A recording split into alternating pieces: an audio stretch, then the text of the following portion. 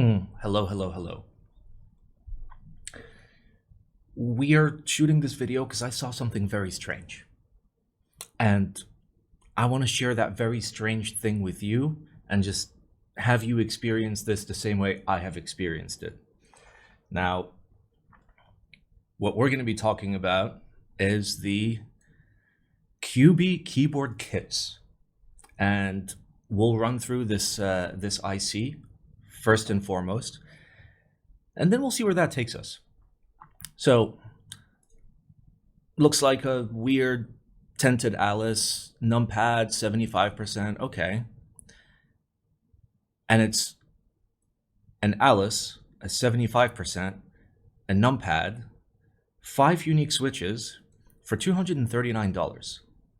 Those 5 unique switches are 500 switches. So when I looked at this, my initial reaction was to be like, no shot. No shot this is real. Because this is an actual keyboard, like an actual keyboard kit with like machined parts and like many other parts. You've got 2 plates, you've got foams, you've got 2 PCBs, you've got a weight, you've got an internal mid piece. There's a wrist rest. And then the 75%, I don't think there's an explosion diagram for it, but hey, it's fine. So, well, let's just go in and figure this out. Now, before we get into this, we have to talk about my knowledge and my qualifications. Now, anybody can point at this and be like, bah, this is impossibly cheap. This makes no sense. So for reference, let's start with switches. I have consulted on multiple very large MOQ switch group buys and in-stock sales. I can't say what they are specifically for NDA reasons, but I know more or less what switches will cost coming out of a factory. On the keyboard side, I've been on the back end of a lot of very large multi-thousand unit group buys for keyboards. I love the logistics and business aspect of running a group buy, and I've helped a lot of group buys come to fruition through, optimizing materials, machining, all sorts of things. So I have a decent idea of what a keyboard actually costs to make. So let's do a little calculation. Let's do a little sanity check, because when I saw this made no sense to me. Now, before we go forward, these units are cast and then CNC'd. So that changes it from having to machine down a large rectangle of metal into machining down almost a completed product. But there is still machining time, there is still material cost, there is still the man-hour cost. But before all of that, let's just start at the switches. All right, so 5 unique switches, 500 switches. Let's go to the information about the switches. Okay, so Clacky switches by KeyGeek, Poppy switches by Bison, Thocky switches by JWK, Tactile switches by Haimu, and Silent switches by Huano. All right, so let's notepad this bitch. Okay, so let's try and assume let's blow the MOQ out of the water, and let's say it's 100K plus, which is on the low end for the record, from these manufacturers. Actually, this wouldn't be on the low end for these manufacturers, but this would be on the low end for something like Gateron or something like Cherry, where they'd want 1 million plus units. So let's say 100,000. That's pretty much middle of the road. All right. So we have KeyGeek, we have Bison, we have JWK, we have Haimu, and we have Wano. Okay. These last 2 I am not very familiar with. And in all honesty, I'm not very familiar with KeyGeek either. But let's start at Bison and JWK, because I have an understanding of what switches actually cost. Now, at a large enough MOQ, custom switch, I'm going to presume all these are custom switches. They may not be, they might just be recolors, which means they're going to use the same molds, but different color plastic. I believe that you could potentially get BSUNs for about 7 cents each at this MOQ. As a matter of fact, let's set this up as a range. We'll do 7 to 9 cents each, just for sanity. Now, JWK is a little bit more complicated because JWK has a minimum selling price, basically a MSRP, but it's an MSRP in the way that you are not allowed to sell it for lower than that price. Generally, that price is round about 31, depending on the switch, 31-ish cents. That's why you see a lot of JWKs at over 30 cents. The astute among you may have noticed that there are JWKs that have existed that you can buy from China through back channels that were 12 cents, 18 cents. And taking that into account, we can try and at least theorize what the factory cost, so me as a major distributor that's not going to be selling these switches directly, but buying the switches directly from the manufacturer. So I would say that JWK is probably 9 to 11 cents a piece. Now keep in mind, don't take this as gospel and run out and be like, all JWKs are overpriced. Oh my God, they only cost 9 cents to make. That is the factory price. There is still logistics, there is still sorting, there is still quality control. There's a lot of steps. The most difficult step in reality is sorting, because a factory is going to send you switches in batches of 1,000 or 5,000, depending on their boxes. And then you've got to put it into individual bags, which is a pain in the ass. All right, for Haimu and Huano, I'm going to put them at BSUN level just for safety. So that would be 7 to 9 cents each. And Key Geek, let's Google this. Key Geek. Who the hell is Key Geek? Luxury linear switch. Oh boy. Okay, 36 at $18, so about 50 cents each, but looking at the quality of the mold, doesn't look amazing. I know that's very open-ended, but the contacts are not super clean. The fitment of the top and bottom is not great. I can see a little bit of shrinkage here on this part where it's slightly coming down as opposed to the flatness of the top. If I were to guess the price of manufacture for this switch, it would probably be 6 to 8 cents. This is a guess. There are things on this list that I know my prices are accurate. I can't say what they are for other NDA reasons. But this seems about right. All right, so those are the switches. So let's total up the switch cost. So this is just raw cost, not including sorting, not including anything. So that would be, we have 6 plus 7 plus 9 plus 14. Was that 14? I may have screwed it up. Let's always double check your math. 7 plus, otherwise you end up calculating the wrong stuff. All right, so 36. So 36 cents times 100. So that is 36 US dollars at the low end, and at the high end would be 8 plus 20 plus 18 times, again, 100 is $46. All right, so that is the cost just for the switches. Now, let's be somewhat realistic and say that there is a cost to sort these switches. Now, labor can be very cheap in some places in the world. Let's say it costs $1. So that's 37 to 47 US dollars for switches. Switches only. All right. So how much budget do we have remaining? 239. So that is 239 minus 37. So we have 202. And then we have, oopsie, we have 239 minus 47 Boom, 192. So this is our USD remaining. And to be fair, I've lowballed a lot of this just for sanity. All right. So we've got $192 to $202 remaining. Let's start with, I guess we start with PCBs. Okay. So for PCBs, there would be a PCB for the Alice board.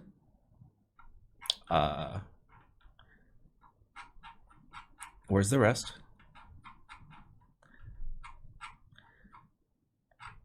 Okay, apparently there's only a PCB for the Alice board. Let's sanity check this for a second.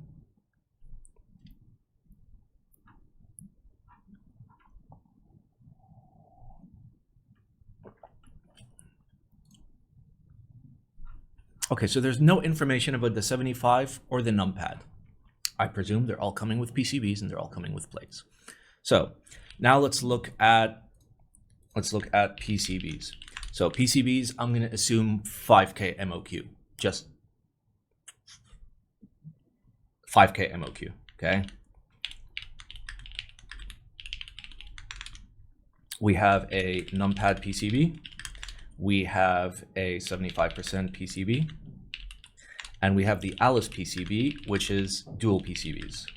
So dual PCBs, believe it or not, cost more than a individual PCB. That would be one piece. Now we can see that it's hot swap based on the foam cutouts, even though there is no PCB. Oh, there it is, there's the PCB. But from the cutouts on this foam, we can tell that it has been designed for hot swap. So that does raise the price a little bit. So let's try and figure this out. Now, a standard numpad PCB at, let's say, 150 MOQ is probably with surface mount components, with decent components, with an ESD circuit. Let's say $15, just as a starting point. And then a 75% PCB, let's say, actually numpad PCB, I mean, the most expensive bit will be the controller.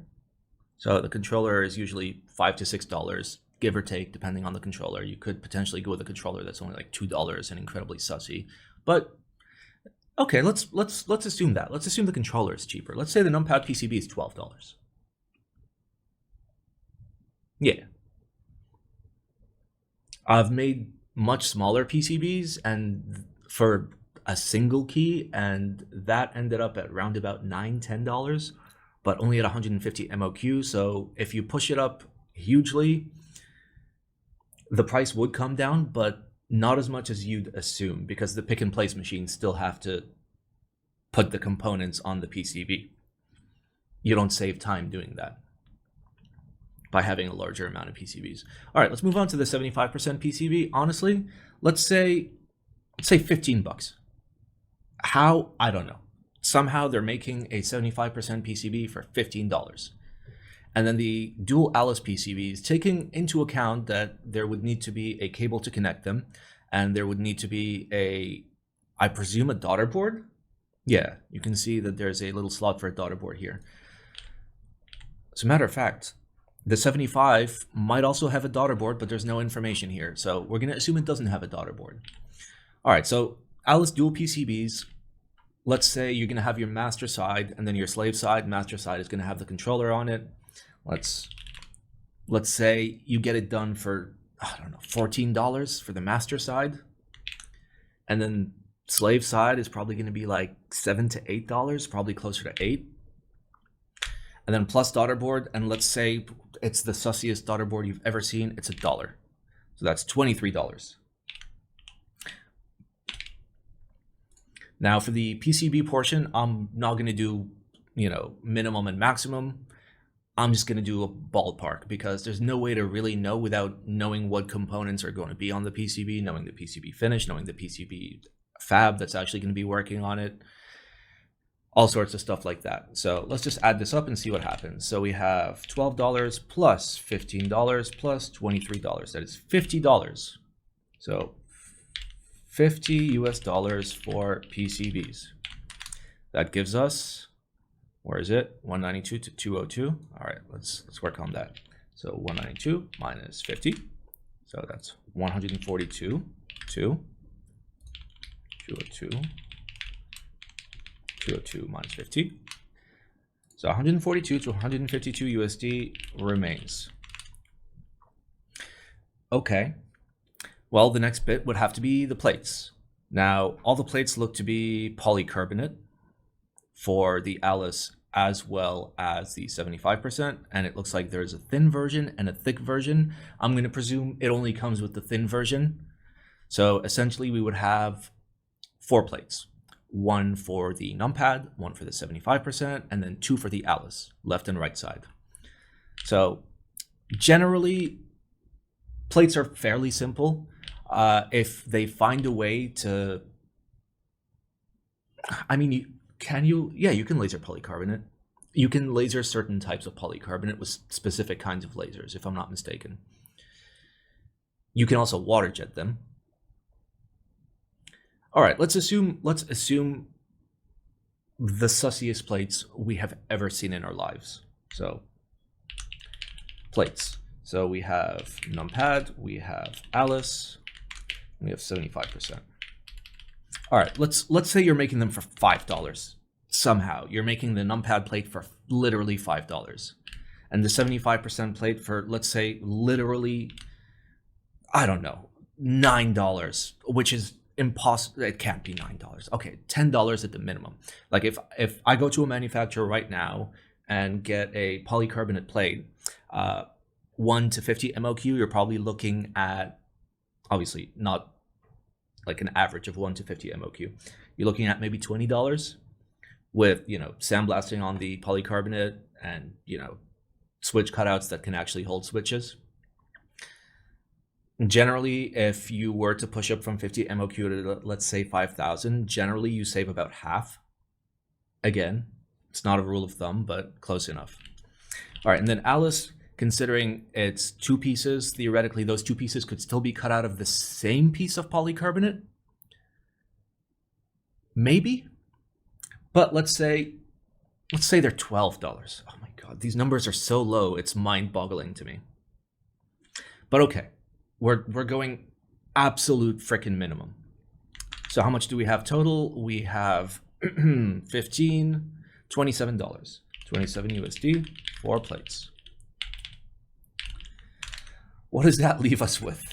All right, that leaves us with 142 minus 27, 115 to 152 minus 27.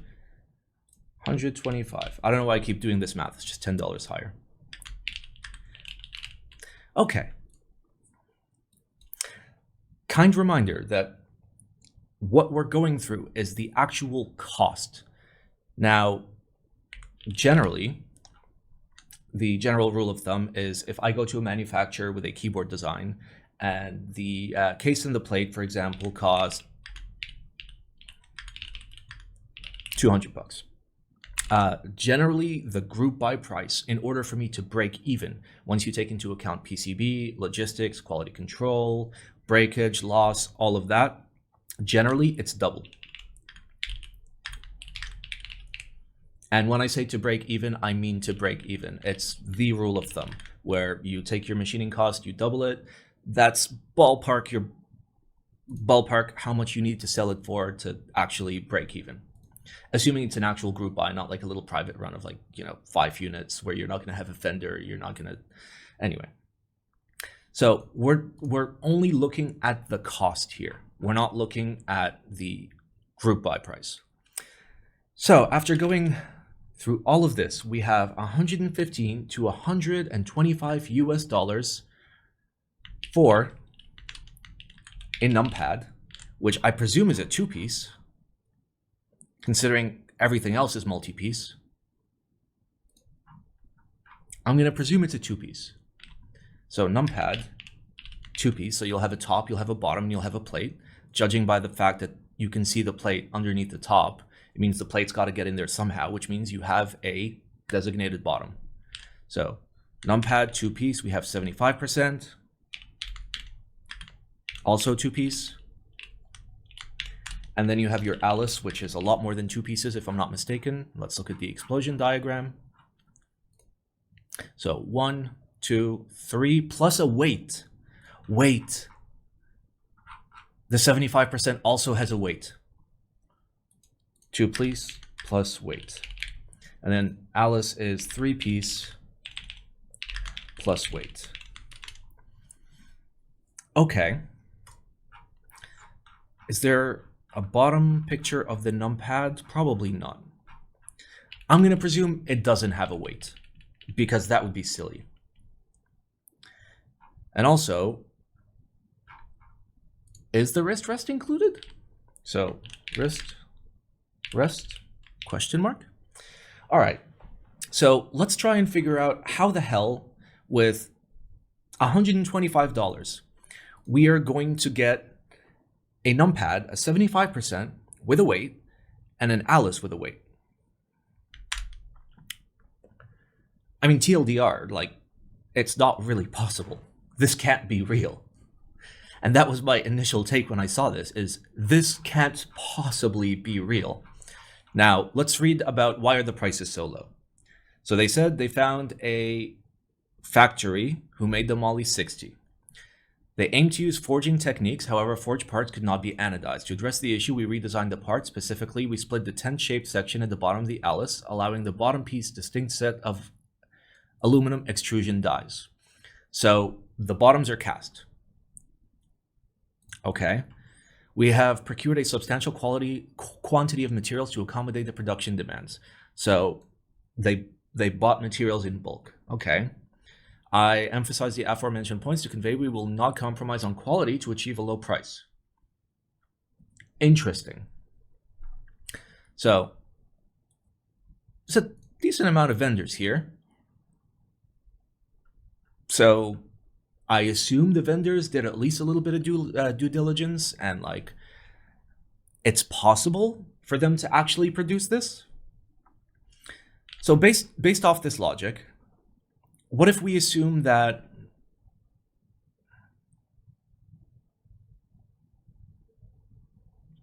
let's assume that everything is cast.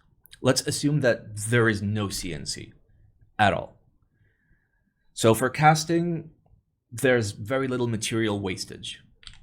Are there weights? Can we figure out the weights here? Probably not.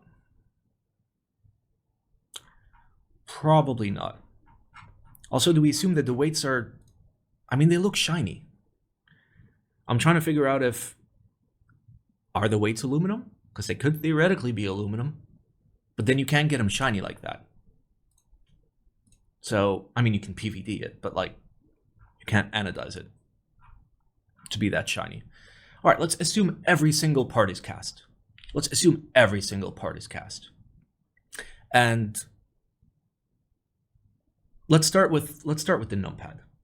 Now your upfront cost is your tooling. So in CNC, your major cost is the machining, but for casting, your major cost is the molds, right? And not only is there the initial cost to procure the molds, but they need to be maintained, they need to be cleaned, and if there are problems, they need to be replaced. They did say something about molds, right?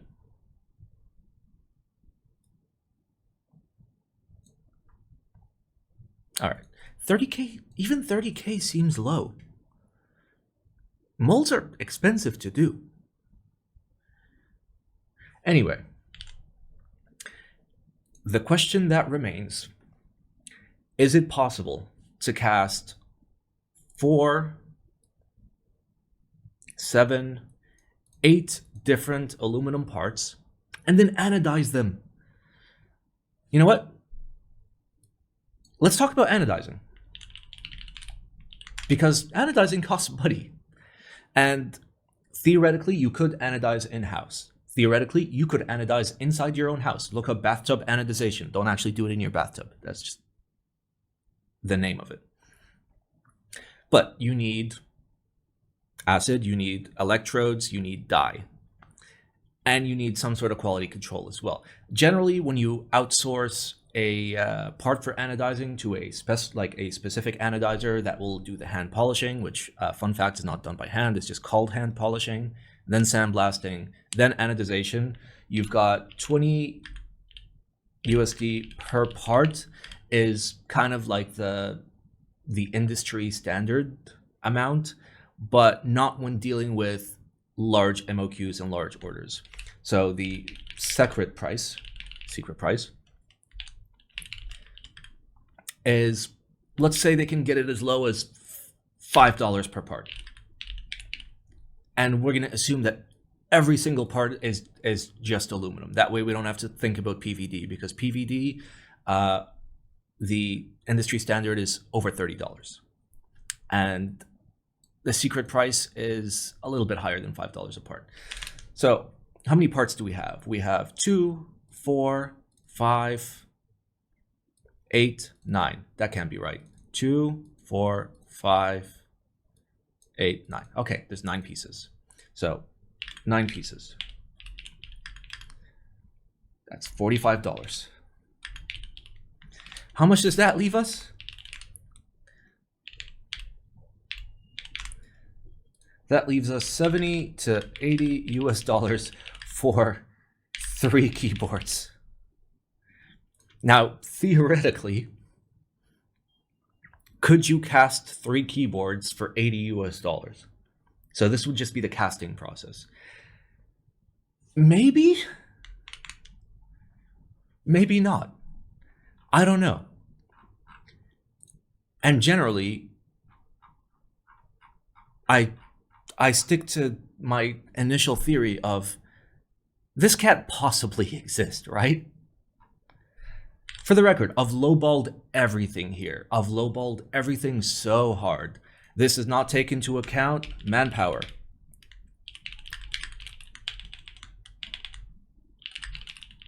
Does not include manpower. Does not include mounting hardware, like screws.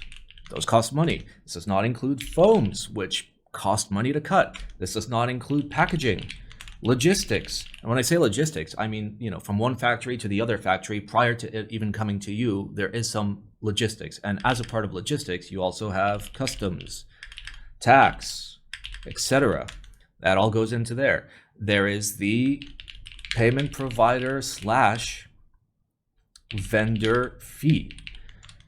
Vendors will charge money to actually handle a product because they have to receive it, they need to warehouse it, they need to ship it, they need to deal with any logistics issues, you know, people not getting the package, packages falling into the ocean, people literally dying before they get their package. It happens. What else does this not include? This doesn't include so many things. Feet, even feet, gaskets. I know that counts as mounting hardware, but gaskets, the knobs. There was a picture of a knob. Maybe there's a knob. I don't know. This is insane. This is insane. There's no way this could be real.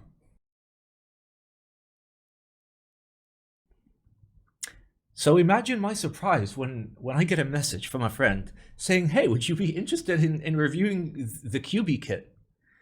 To which my response was Keck W. And then many days later, he comes back. And he's like, hey, do you want to review it? I'm like, you're serious? It's real? This thing actually exists? So it turns out this thing actually exists. And he sent me like a photo of them working on the parts. But the parts are machined. I mean, no, that's casting. But you see the little lip there, right? You see the little lip.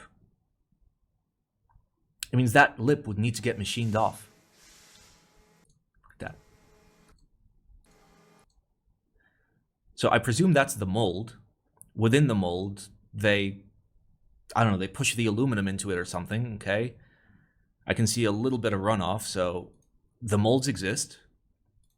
The parts exist, I guess. They look remarkably smooth for what they are. So now that we know that, okay, this can actually exist, let's actually go back to the prices and see how the hell this can exist. Let's see where we can shave some money off. The switch costs are as low as they could possibly be. The PCBs, okay, maybe they're getting them even cheaper. Instead of $50 for the combo, let's say it's $25 for the combo. That buys us another 25 bucks. And instead of 27 US dollars for the plates, let's say it's 20 US dollars. So that saves us 7 plus 25. Saves us $32. All right. Let's say the anodizing is half of the price, which gets us to about $50 saved. So that gets us up to like a maximum of like 120 US dollars to actually cast 9 parts. Is it possible? I mean, it's got to be possible considering they're making units. But how? I personally have, I mean, my take is either no way this project can exist. Now I've walked that back to no way this project can exist at any decent level of quality. I guess the next step will be is how the hell are they doing this? Are they wizards? And I guess the next step is what are the implications?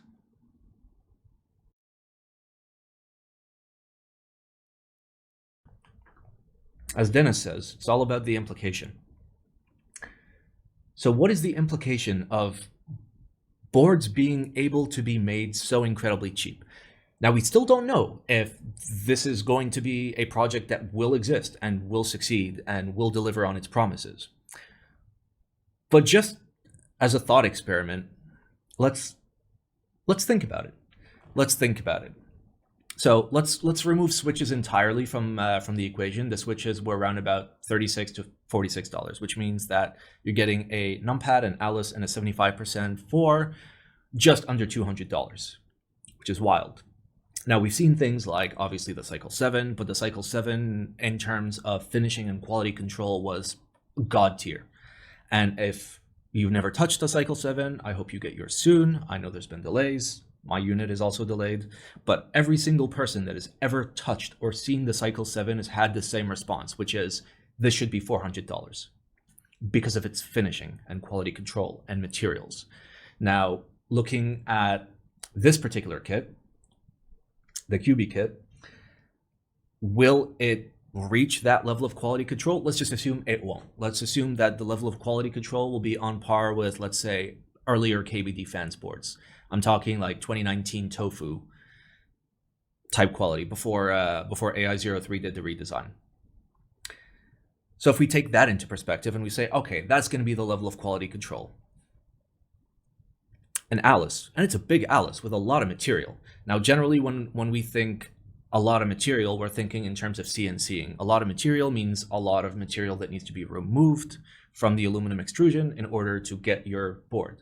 But a lot of material when it comes to casting isn't that crazy because the molds are already there.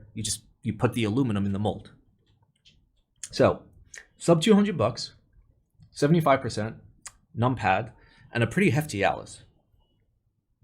That's wild. If the level of quality control is what I expect it to be, which is on par with, earlier KBD fans, then that's wild already. And if the level of quality control is better than that, then this changes the entire dynamic of the hobby yet again. The Cycle 7 just got cycled. And for the record, the Cycle 8 is like officially announced now, so you probably know where to find it. It's on Z Frontier. So what does this mean? In 2023, we have been very lucky to see a race to the bottom, not in terms of quality, but in terms of price for our hobby. And I've said it once and I'll say it again, that this is one of the absolute best times to be in the hobby, where you can have good things for a good price. You can have good switches for a good price, good keycaps for a good price, good boards for a good price. There's a lot of options. And of course you can go towards the high end and you can buy something expensive, but What matters is the ease of entry into the hobby, at least for, getting new people into the hobby. Gone are the days where people are, gonna come out and slap $2,000 on keyboards because they have an extra $2,000 sitting around. No, everybody is thinking a lot more intelligently about their purchases, especially when it comes to, hobbyist stuff. So what does this mean? If this is a legit project and it is even passable in terms of quality control, this is going to open up the hobby a lot.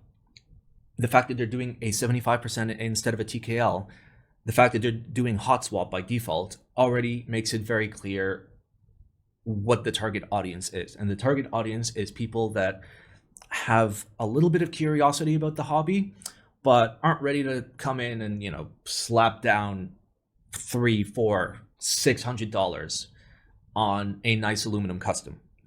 Now, we've gotten aluminum customs real cheap. We've got, $190 TKLs that are great. We've got sub $140 FRLs. We've got a lot of good stuff. And when I say good stuff, I mean it's good in terms of the quality that you get. Because, cheap doesn't mean good. Good means good. So, just to summarize all of this, I first thought this couldn't be real. Apparently it's real. And its implications are good.